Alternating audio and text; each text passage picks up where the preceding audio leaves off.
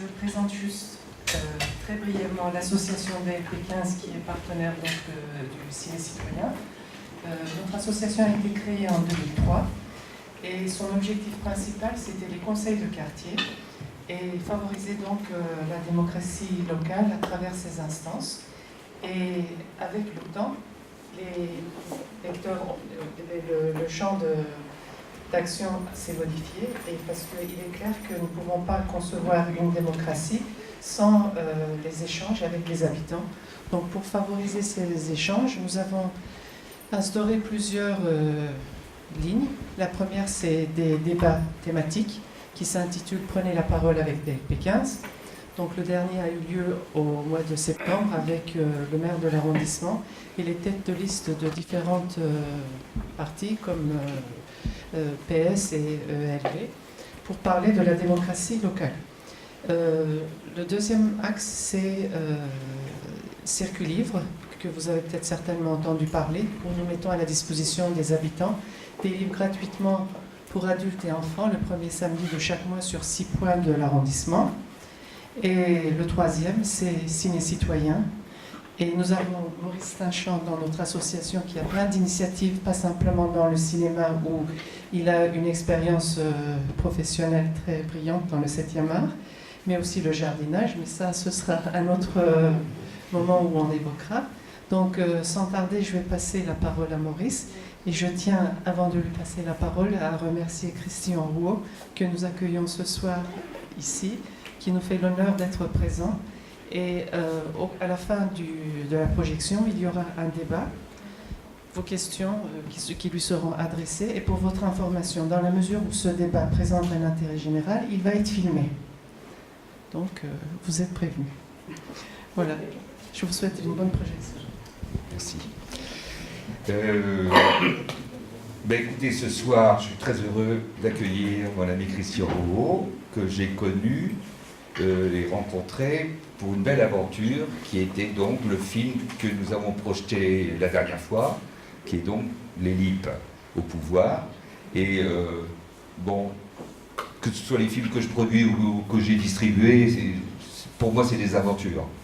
Donc c'est des aventures humaines parce que on y rencontre le réalisateur, on rencontre les comédiens. Quand c'est un documentaire, comme c'est le cas là, je rencontre des gens exceptionnels.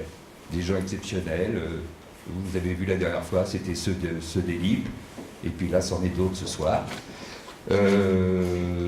La prochaine fois, nous aurons un être exceptionnel à l'écran. C'est un musicien breton. De la Bombarde, et c'est un mec absolument génial. Alors même si vous n'êtes pas intéressé par la musique, mais intéressé par l'attrait humain des gens, venez le voir, c'est une merveille. Je crois que c'est donc le dernier film que tu as fait, et puis tout à l'heure tu nous parleras peut-être aussi de tes projets, parce que Christian a beaucoup d'énergie, et voilà, donc on est content de vous voir ce soir, et donc bonne projection. Merci, moi aussi je suis content de vous voir. Juste un petit mot pour vous dire comment est née l'idée de ce film. En fait, c'est de la faute de Maurice, parce que les distributeurs veulent que les films fassent 2 heures et pas plus. Et donc quand j'ai fait les LIP, j'avais tourné une séquence sur les relations entre LIP et Larzac. Vous verrez qu'en 73, les gens de Larzac viennent chez LIP, les gens de LIP viennent sur la Larzac, et la connexion se fait sur le thème ouvrier, paysan, même combat, etc. Et cette séquence que j'avais tournée pour le film sur les LIP a sauté au montage parce qu'on n'arrivait pas à tenir dans les 2 heures. Donc on ne parlait pas du tout du Larzac dans le film sur les LIP. Et voilà, le film est sorti comme ça. Bon, si vous l'avez vu, vous avez vu qu'on n'en parle pas du tout. Et puis un jour, j'ai reçu le journal du Larzac, qui s'appelle Garde la Reine ou Larzac, dans lequel il y avait une critique du film, qui était très élogieuse, je ne me plains pas, mais qui disait « C'est quand même embêtant qu'on ne parle pas du Larzac dans un film sur la grève de nuit ». Et ils ajoutaient « Et ce serait bien qu'un film de cette qualité soit fait sur la vie du Larzac ». Donc je me suis dit « S'ils ont envie que je fasse un film, allons-y ». Donc voilà comment ça s'est fait. Ça s'est fait un peu parce que j'avais raté un truc dans le film précédent. Donc, alors bon, c'est impossible de raconter 10 ans de lutte en 2 heures. Donc, il y a plein de choses qui ne sont pas dans le film. évidemment, hein, qui ont eu lieu pendant cette lutte et qui ne sont pas dans le film. C'est un des récits possibles du Larzac. Ce n'est pas l'histoire du Larzac, c'est mon point de vue, la façon dont j'ai vu les choses et raconté comme pour les livres par les gens qui l'ont vécu. Enfin, certains d'entre eux. Voilà, je vous laisse avec eux en espérant que vous allez les aimer comme je les aime. Et puis, tout à l'heure, pour en discuter.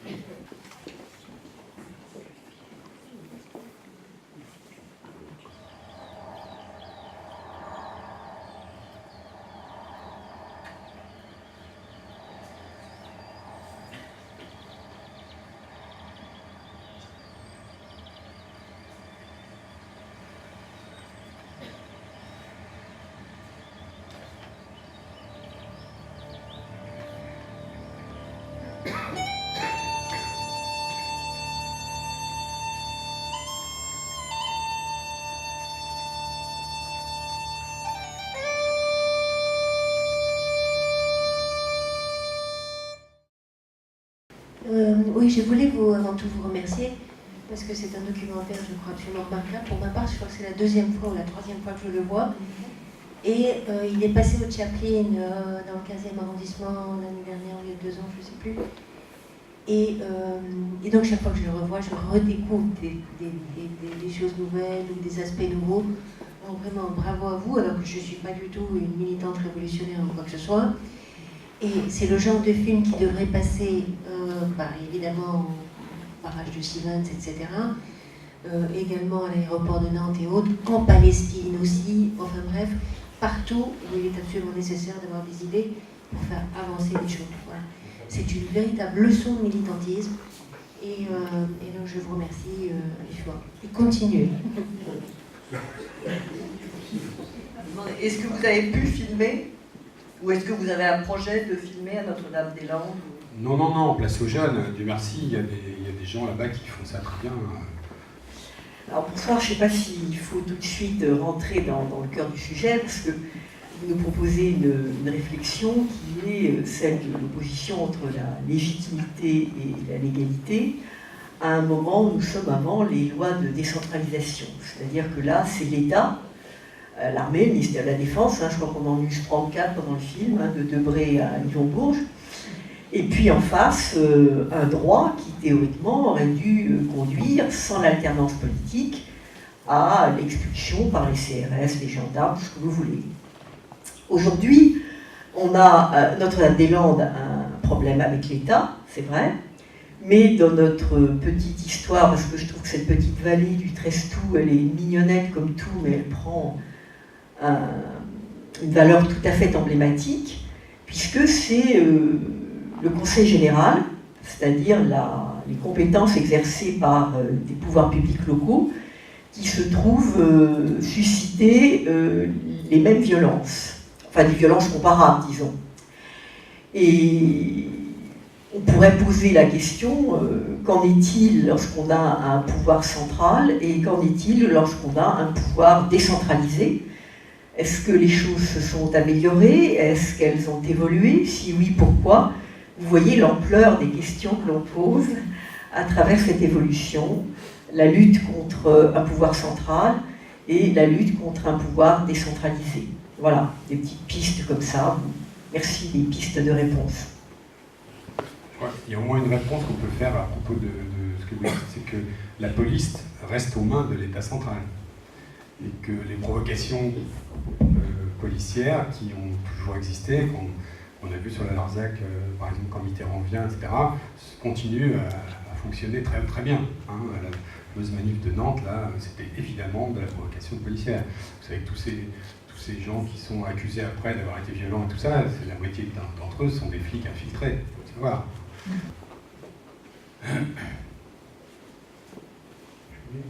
J'aimerais que vous nous parliez de la FNSEA, qui est en fait le complice objectif de l'État prédateur, et la FDSEA, et les jeunes agriculteurs et tout ça. parce qu'on dit les paysans, mais ils sont très divisés, leurs ambitions, la SAFER aussi, les SAFER.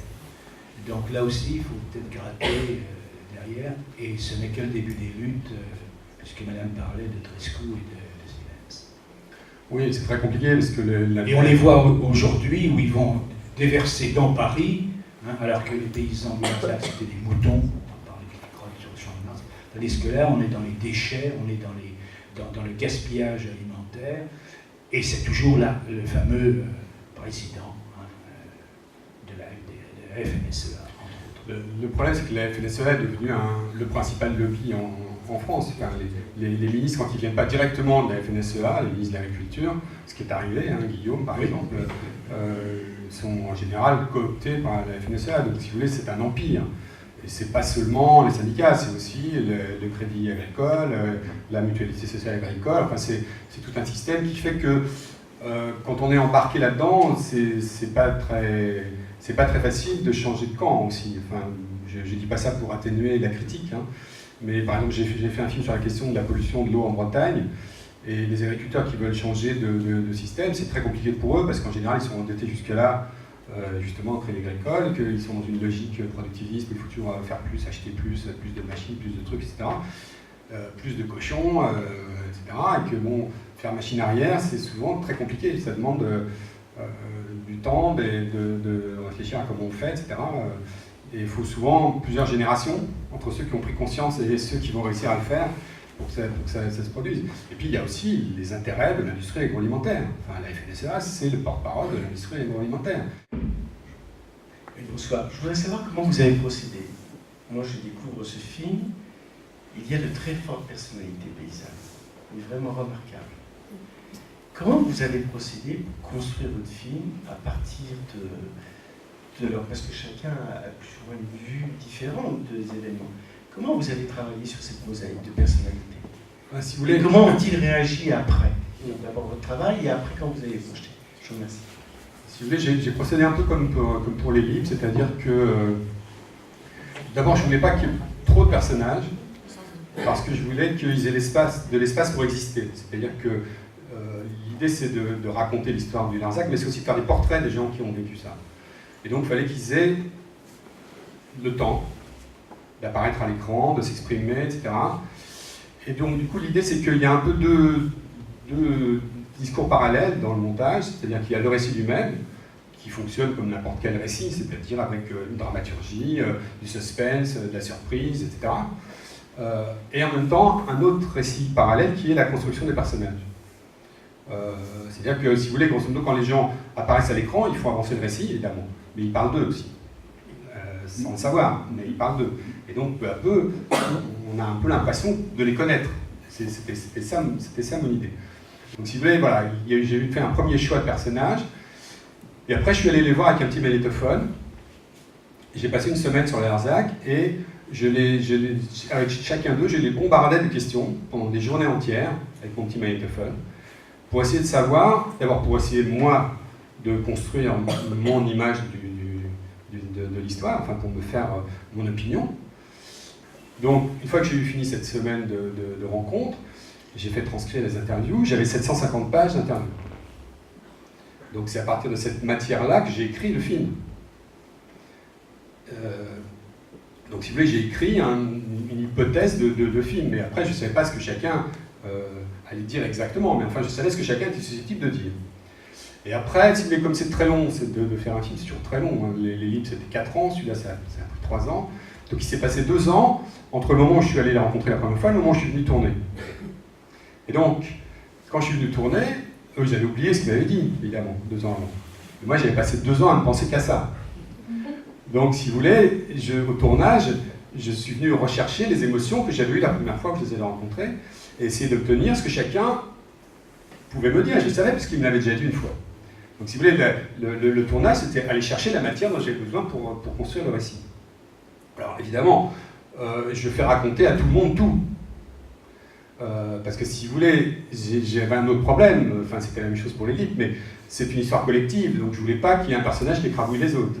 Donc il fallait qu'ils aient tous une place qui soit équivalent d'une certaine façon. Et j'avais un problème un peu compliqué, j'avais José Bové quand même, qui est un personnage connu. Donc je voulais pas qu'il écrabouille le film et qu'il soit vraiment à sa place. Donc si vous voulez, pour pouvoir faire ça au montage, c'est-à-dire décider qui va dire quoi, il fallait que j'ai, pour chaque problème, plusieurs récits possibles. Donc après, le montage, c'est un jeu extrêmement compliqué, long. Hein, c'est 7 mois, 8 heures par jour. Je les ai écoutés causer pendant 7 mois, hein, parce que c'est que du récit. Donc pour essayer de faire cette espèce de récit, qui est en fait un récit unique, c'est le mien. C'est moi qui raconte l'histoire, c'est pas eux, hein, parce que c'est moi qui décide ce qu'ils vont dire. Mais à partir de leur voix. C'est-à-dire que j'utilise les récits qu'ils m'ont fait pour essayer, moi, de raconter l'histoire telle que je l'ai en tête. Bonsoir Christian, merci pour le film et merci pour l'association d'organisation du film. J'avais 2 questions.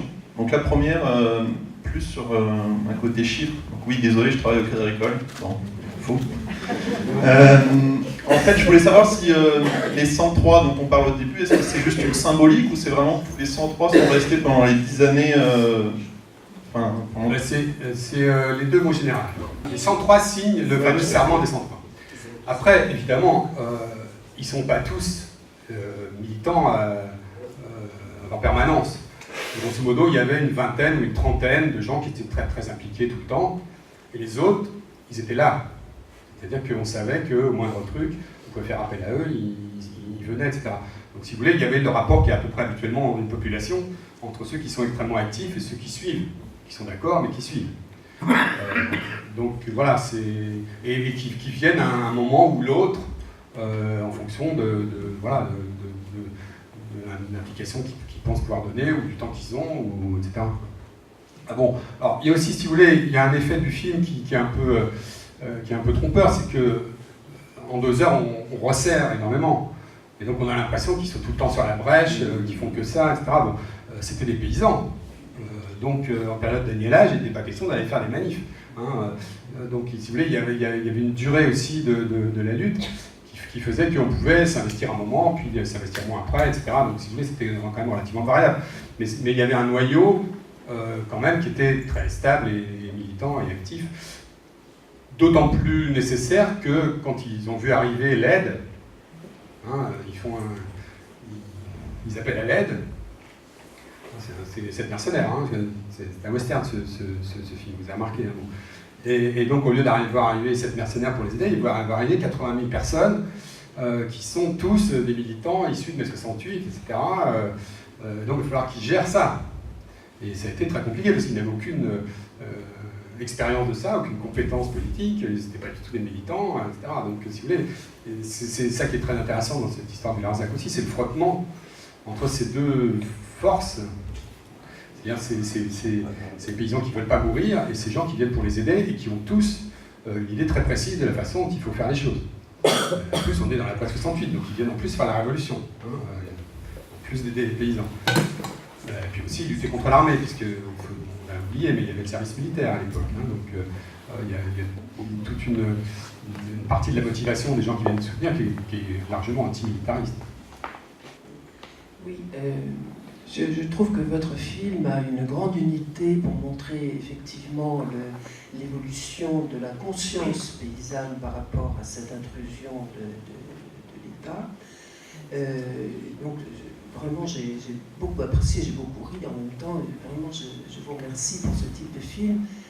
Mais donc moi je suis d'origine paysanne et je suis d'autant plus intéressée par ce que vous avez fait, mais avec un monde paysan plutôt orienté vers les expropriations de vallées comme le Val di Susa en Italie. Je suis un peu par là-bas. Et donc, ce genre de situation continue, c'est des choses vraiment pas simples. Je ne pense pas que les chemins sont tous différents. Alors, pour revenir au film, il me semble que moins que dans le film sur l'île, vous êtes moins allé voir, par exemple, est-ce que vous auriez pu faire parler les sous-préfets ou les préfets à la retraite? Vous l'avez fait dans l'île, vous faites parler des gens qui représentaient l'autorité. Je le dis d'autant plus que je suis peut-être une des seules ici à connaître une voiture qui affiche tout le temps, toujours, Larzac vaincra, petite étiquette collée à l'arrière de la voiture. Vous pouvez marquer Larzac a vaincu maintenant. Vous pouvez actualiser. Pour moi, raconter une histoire comme ça, c'est affirmer un point de vue. C'est-à-dire que ce qui m'intéressait, c'était de raconter l'histoire du point de vue des gens qui ont vécu ça. C'est-à-dire que le point de vue des flics, de l'armée, par exemple, ne m'intéressait pas. Qu'est-ce que c'est raconter une histoire? Aujourd'hui, à la télé, par exemple, il y a une espèce de diktat de ce que j'appelle la pensée micro-trottoir. C'est-à-dire, sur un problème, il faut un pour, un contre, un j'ai pas d'opinion, parce qu'il y a toujours j'ai pas d'opinion qui n'a rien à dire, mais qu'on interroge quand même sciemment. C'est comme si une idée ne valait que toujours par son contraire ou son opposé. Donc ne valait rien. Donc ne vaut rien, tout se tient, tout le monde a raison, forcément, chacun a ses raisons, etc. Pour moi, c'est pas ça, une histoire comme ça. Moi, ce qui m'intéresse dans cette histoire, c'est comment la lutte a transformé les gens qui ont vécu ça. Comment ils sont aujourd'hui des personnages magnifiques et qui parlent de façon absolument extraordinaire, justement parce qu'ils ont vécu ça. Donc, si vous voulez, c'est ça mon récit. Et donc, le piment, je m'en fiche. Je ne pense pas que ça aurait ajouté du piment de voir un type de la FNSEA dire on n'était pas d'accord ou je sais pas quoi. De toute façon, c'est dit dans le film. Après, le côté ping-pong entre deux opinions opposées, qui est quand même ce qu'on voit tout le temps à la télé, et on n'apprend rien de ça. On n'apprend rien. Tous ces débats, toujours un pour, un contre, et ils peuvent s'engueuler toute la nuit, puis on n'en sait pas plus, quoi. Donc, si vous voulez, je crois que la pensée est plus dialectique que ça. Je crois que la pensée avance davantage. Moi, je trouve plus intéressant de comprendre les contradictions qu'il y a eu entre eux. Par exemple, au moment de la mine d'extension, tout d'un coup, il y en a qui disent bah, pourquoi pas. D'autant plus qu'à un moment, c'était très malin, parce que dans la mine d'extension, les 103 étaient plus touchés. Il n'y avait plus que ceux qui étaient venus s'installer après qui étaient touchés. Donc, il y en avait qui pouvaient dire légitimement bah, on a commencé à 103, on n'est pas touchés. Bon. Et à ce moment-là, ils disent non, on est tous ensemble maintenant. Hein, c'est ce que dit José à la fin, on est devenu une famille. C'est-à-dire que, si vous voulez, les 103 sont plus que 103 à la fin. C'est ça qui est formidable, c'est qu'il y a une petite communauté qui est attaquée, et elle termine plus forte qu'elle n'était, quoi. Avec en plus des leaders qui naissent de ça, parce que José Bové, il vient de là. Enfin, ce film, ça raconte les universités de José Bové. Il a tout appris sur Larzac. On peut discuter de ce qu'il fait aujourd'hui, j'en sais rien, mais en tout cas, on voit bien que, bon, d'ailleurs on le voit dans le film, hein, il arrive, je ne sais pas si vous avez remarqué, il a un petit marteau, il est en train de construire la bergerie de la Blaquière, il a 18 ans, c'est un gamin, il ne sait rien. Et pendant toute la lutte, il n'a rien dit, José Bové. C'était un petit soldat, des fois un peu emmerdant parce qu'il aimait bien la castagne, donc il était tout le temps devant les flics et tout ça, mais jamais il prenait la parole. C'était les paysans qui prenaient la parole. Et il ne s'est autorisé à prendre la parole que quand Guy Tarlier est mort.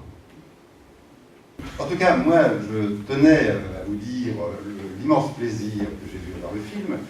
C'est important parce qu'il y a l'intelligence qui est là en permanence, et l'humour, c'est-à-dire la façon de raconter un événement passé, mais le revivre au moment où il le raconte, c'est un truc fantastique, vraiment, on peut rire à gorge déployée. Et puis en plus de l'intelligence, c'est l'émotion, vraiment c'est un truc, alors pour les plus vieux comme moi, qui nous parle d'un temps que nanana, mais pas uniquement, ça parle d'un temps qui est toujours d'actualité, enfin, c'est vraiment un truc, c'est un conte philosophique en même temps qu'un documentaire et un film d'auteur, hein. C'est un truc qui a un usage multiple. Et ça, c'est, bon, excusez-moi, c'est un peu laudateur, mais c'est extrêmement précieux à notre époque. Enfin, c'est vraiment quelque chose qui redonne de l'énergie, qui refait sourire, et qui redonne envie de parler aux uns et aux autres. C'est un peu ce que racontaient les paysans, bon, les héros du Larzac, peu importe, quand ils racontent que cette lutte-là a fait qu'ils se sont mis à s'embrasser, eux qui ne s'embrassaient jamais. La fraternité, c'est une des définitions, me semble-t-il. Hein. Voilà. Donc, bravo. Hein. Merci.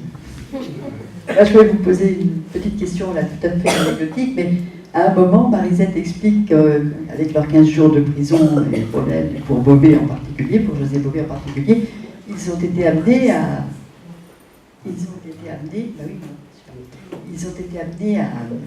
à être privés de leurs droits civiques. José aussi qui les a récupérés, hein, par la force des choses, mais qu'est-ce qui s'est passé? C'était à vie, normalement. Non, ouais, mais c'est Mitterrand a annulé. Ça a été enfin, fait annuler, je ne sais pas comment ça marche, parce que c'était une décision de justice, mais oui, peut-être une amnistie, je ne sais pas. ils ont récupéré leur droit civique. Mais effectivement, le paradoxe, c'est qu'ils n'ont pas voté pour Mitterrand cette fois-là. C'était quand même très dur pour eux, quoi. Oui, alors merci pour ce film. Et ce qui m'intéressait dans vos explications, c'était comment vous aviez écrit votre histoire, et qui résonne en moi d'une certaine façon, parce que en août 73, j'étais avec les milliers de gauchistes manifester au Larzac avec votre soutien. Et c'est vrai que tout d'un coup, ça résonne en moi, ce que je vois là aujourd'hui, et les choses avaient disparu de ma mémoire avec le temps, avec d'autres actions, etc. Et la façon dont vous avez écrit votre histoire résonne tout à fait sur ce que j'ai vécu dans les comités LIP à l'époque, les discussions dans les groupes parisiens, parce que j'étais sur Paris, et puis les différentes décisions qu'il fallait prendre. Ainsi, à un moment donné, nous sommes partis à 2 autocars pleins, couchettes pour aller là-bas. Et je travaillais au Crédit Lyonnais, là pour le Crédit Lyonnais. Quel banquier ce soir? Voilà. Et donc, oui, on a dormi, je me souviens même plus comment on a dormi, et c'était l'enthousiasme le plus total.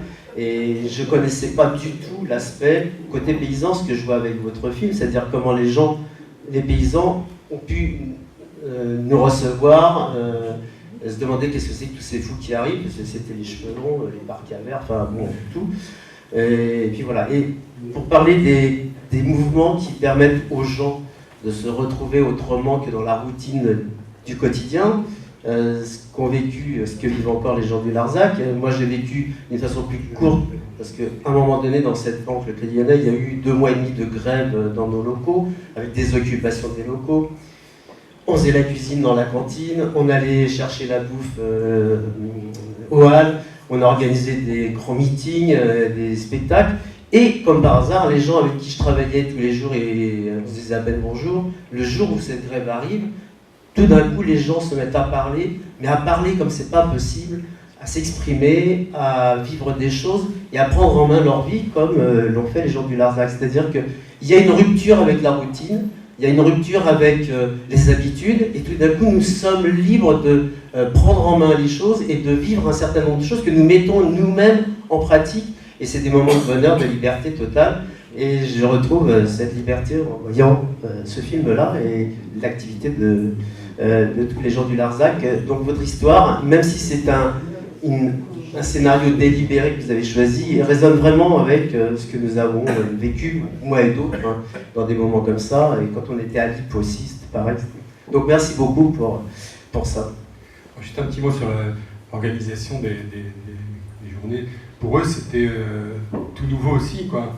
Et ils ont fait des trucs, par exemple, ils avaient prévu pour le premier rassemblement 1 tonne de vin. Et ils se sont aperçus que c'était pas une bonne idée du tout. Ça a été remplacé par des tonnes d'eau après. Ils voulaient bien accueillir les gens, mais bon, ils se sont aperçus qu'avec le soleil qu'il y avait, c'était pas... Voilà. Aussi, juste un petit mot là-dessus, pour revenir peut-être à la question de l'écriture du film. Le problème d'une lutte de 10 ans, c'est que c'est pas cinématographique, parce qu'il y a beaucoup de répétitions. Il n'y a rien de plus chiant au cinéma que la répétition, on a l'impression que ça broute, on s'embête. Donc comment on contourne ça, quoi? Alors je vais donner l'exemple des rassemblements. Il y a eu 3 rassemblements sur le plateau du Larzac. Un 73, qui est le premier, donc avec Bernard Lambert, les LIP Larzac, même combat, etc. Absolument fascinant. La découverte pour beaucoup de ce que José appelle le Woodstock politique, etc.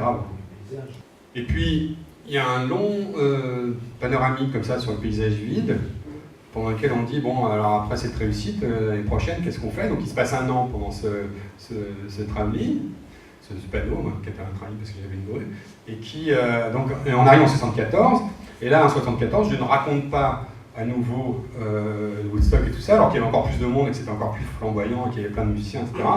Mais je me concentre sur l'épisode de Mitterrand. Je raconte le KSS de Mitterrand, la provocation politique, etc. Et c'est pas pour rien, parce que, si vous voulez, c'est probablement le moment où Mitterrand prend conscience. Et donc ça servira pour la fin, quand il va faire son programme. Il prend conscience de l'importance de la lutte. De 2 façons. D'abord, il y a des jeunes électeurs qui votent pour lui aussi. Hein, Pardon ? Ça servira aussi. J'allais venir. Pardon. J'allais venir. Il y a deux, si vous voulez, il y a une vraie prise de conscience, c'est-à-dire qu'il est sauvé parce qu'il était vraiment caillassé. Enfin, il il avait des balafres, il était plein de sang, etc. Donc c'est Guitarlier et d'autres qui le font sortir, qui l'emmènent dans une ferme, qui le font boire des pastilles, ce qui le réconforte. Et donc tout d'un coup, il a le contact avec les paysans du Larzac, les vrais, parce que bon, il était venu juste voir le truc. Hein, bon. Et donc il se fait raconter le truc, donc là il comprend l'enjeu, et puis surtout, il voit toute cette foule de jeunes, et il se dit que peut-être ça peut lui servir aussi. Hein, c'est-à-dire qu'il y a les deux aspects de la chose. Donc ce moment où il se fait caillasser est très important pour la suite, parce que c'est le moment où Mitterrand se dit il faut arrêter le Larzac. Enfin, même d'un point de vue électoral, c'est un bon calcul. Ben, merci à vous.